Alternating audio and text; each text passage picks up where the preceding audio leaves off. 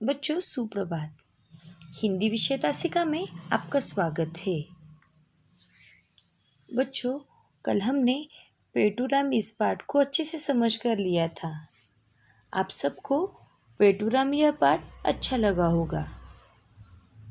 आज हम व्याकरण के निबंध इस घटक को समझ कर लेंगे। क्या होता है निबंध घटक, मैं आज आपको समझाऊंगी। बच्चों निबंध को इंग्लिश में कॉम्पोजिशन कहते हैं। निबंध लिखो ऐसा प्रश्न आपके प्रश्न पत्रिका में होता है, इसीलिए आज हम इस घटक को समझ कर लेंगे। निबंध एक ऐसी रचना है जिसमें हम अपने भावों और विचारों को प्रकट करते हैं। सबसे पहले मैं आपको निबंध किसे कहते हैं ये बात समझाऊंगी। निबंध एक ऐसी रचना है जिसमें हम अपने भावों और विचारों को शब्दों में बांधते हैं। हम जैसा सोचते और बोलते हैं उसी को मुक्त रूप से लिखना ही निबंध कहलाता है। बच्चों फिर एक बार सुनिए। निबंध एक ऐसी रचना है जिसमें हम अपने भावों और विचारों को शब्दों में बांधते हैं। हम जैसा सोचते हैं और बोलते हैं उसी को मुक्त रूप से लिखना ही निबंध कहलाता है। तीनों भागों में विभाजित करके लिखा जाता है। पहला भाग है भूमिका, दूसरा भाग है विषय वस्तु और तीसरा भाग है समाप्ति। पहला भाग है भूमिका।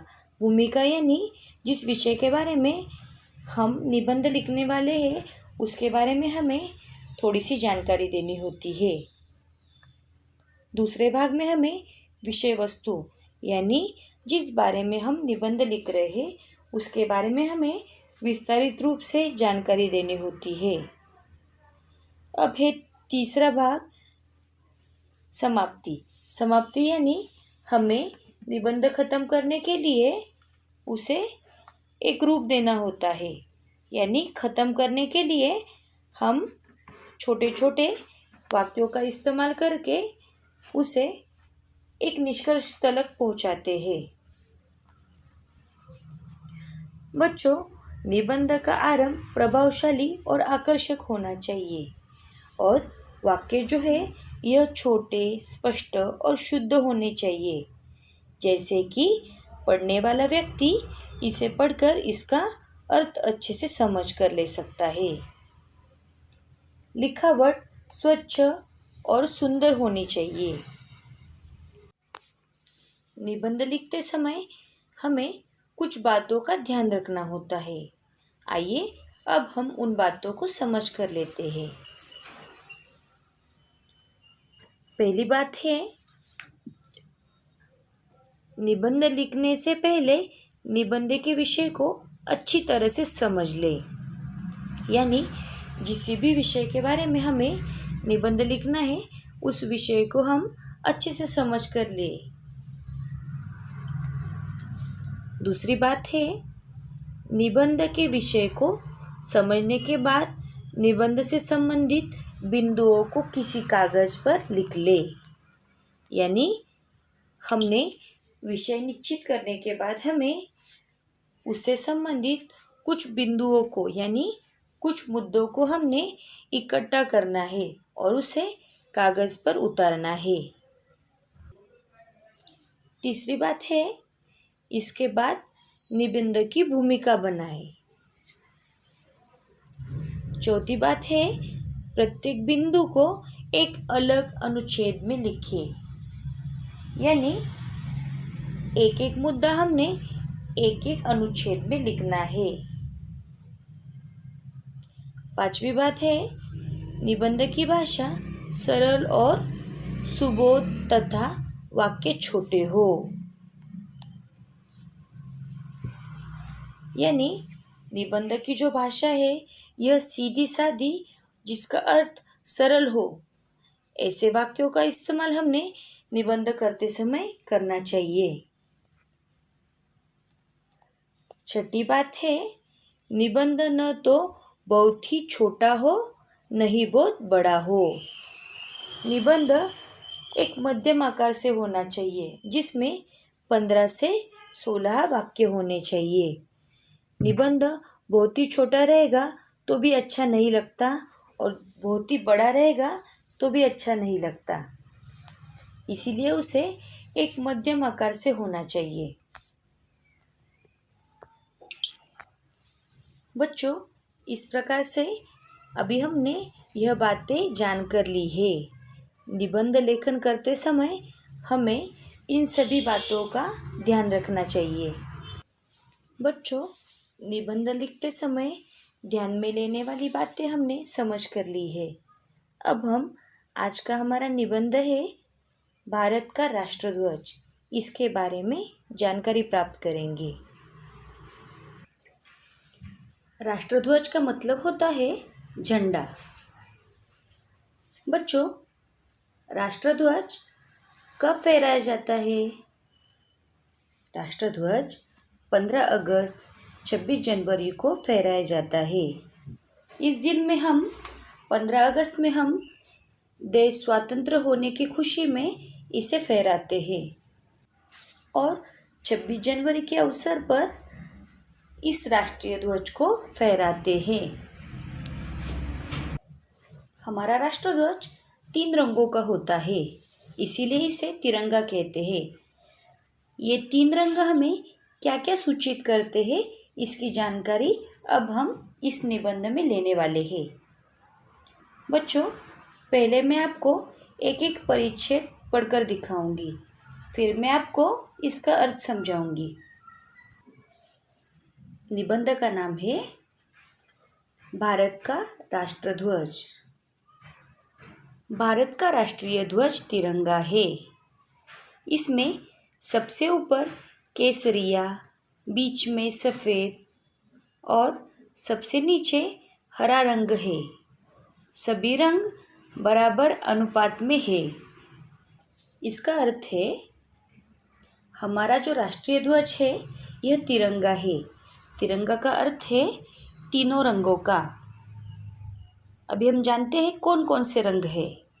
इसमें सबसे ऊपर केसरिया, बीच में सफ़ेद और सबसे नीचे हरा रंग है। सभी रंग बराबर अनुपात में है, यानी सभी रंग एक जैसे प्रमाण में है। तीनों रंगों की वजह से हमारे राष्ट्रीय ध्वज को तिरंगा कहते हैं। अभी हम जानेंगे दूसरा परिच्छेद। सफ़ेद रंग की पट्टी पर झंडे के मध्य में नीले रंग का चक्र है, जिसमें 24 तीलियां है। बच्चों, अभी इसका अर्थ समझो।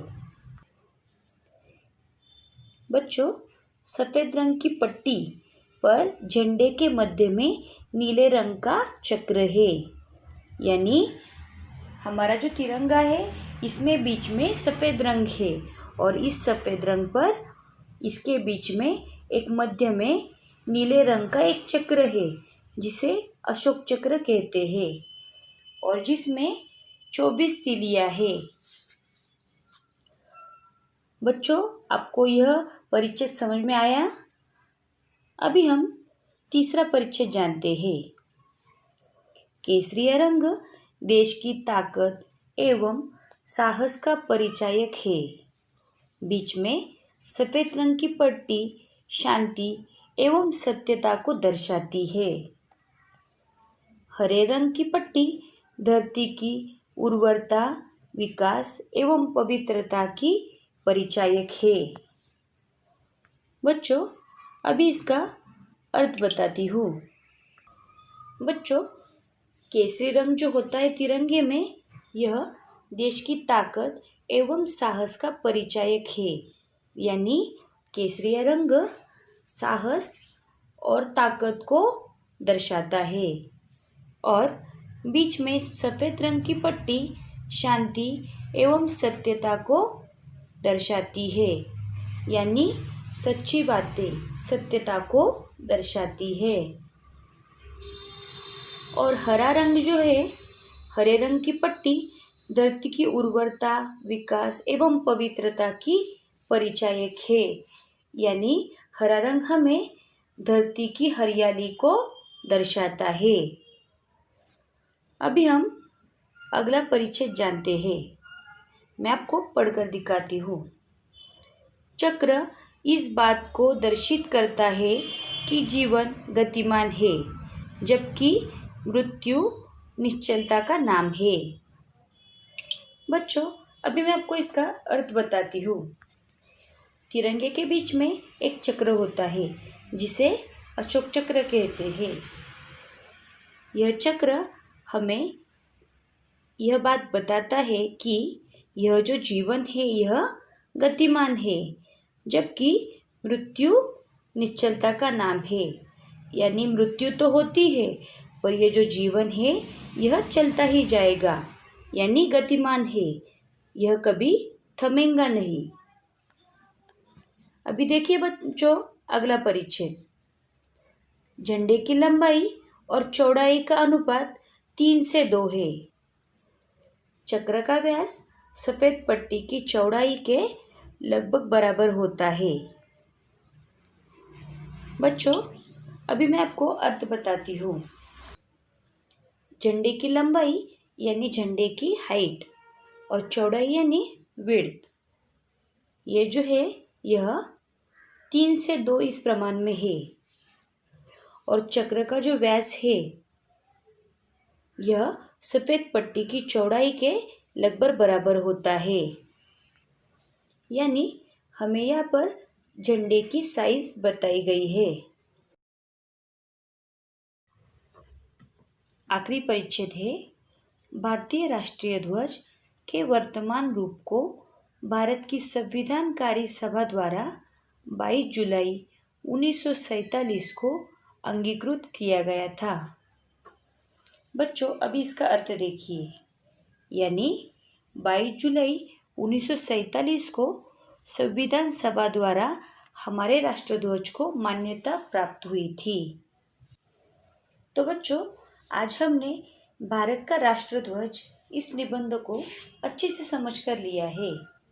आपको इस निबंध को आपकी हिंदी व्याकरण नोटबुक में कॉम्पोजिशन इस साइड में लिखना है।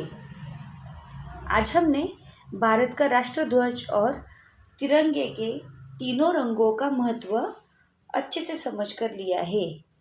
मैं उम्मीद करती हूँ आपको हमारा राष्ट्रध्वज यह निबंध अच्छे से समझ में आया होगा।